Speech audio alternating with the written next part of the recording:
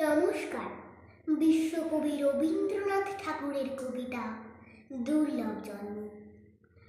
একদিন এই দেখা হয়ে যাবে শেষ, পড়িবে নয়ন পরে অন্তিম নিমেষ।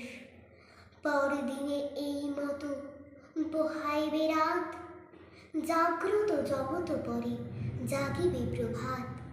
কলরবে চলিবে সংসারের খেলা, সুখে দুঃখে ঘরে ঘরে বহি যাবে বেলা। সে কথা স্মরণ করি নিখিলের পানে, আমি আজি চেয়ে আছি উৎসুক নয়নে।